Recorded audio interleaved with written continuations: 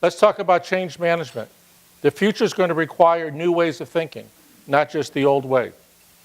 So here's a change curve. Success is on the left side, and on the bottom, you have time. Take a look at the business cycle of when you have a startup all the way up through maturity.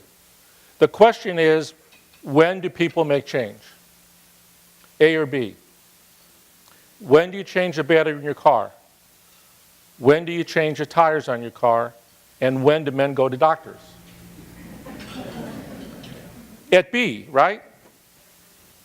This is what it's costing you not to change proactively. The whole concept of the book, Good to Great, is good is the enemy of great. You should change when you're at A, because then you can start growing. And this is all about growth.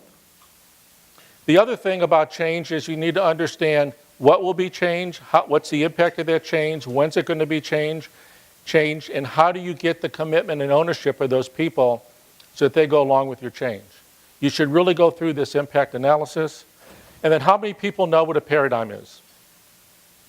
It's not two dimes. It's a set of rules and regulations that define boundaries. In one case, it helps you see things. In other cases, it's a filter. And there's a concept called a paradigm shift. When the rules change, everyone goes down back to ground zero. So we're going to give you a quick example.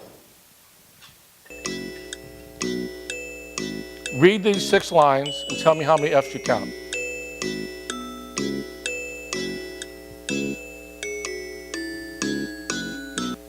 Okay, by a show of hands, who saw 3? Good. 4, 5, 6, 7, 8. Try it now. The paradigm of sounds like a V. It doesn't fit the F paradigm. So if you take a look at some famous paradigms, the point I want to make here is that these paradigms are right in front of you, right in front of the organization that don't believe it. Look at the last one.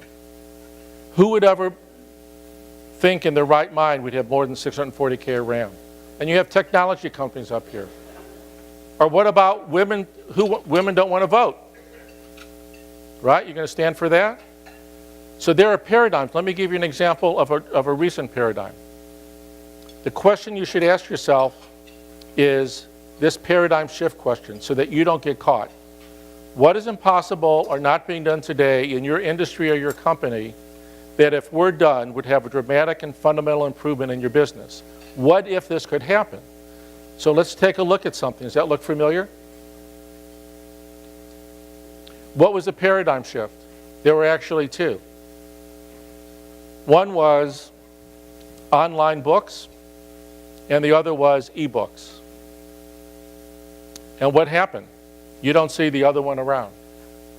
You have to continue asking yourself that question about paradigms. So ask yourself, what potential paradigm shifts are there in your industry so you don't get caught? Give yourself a rating on change management.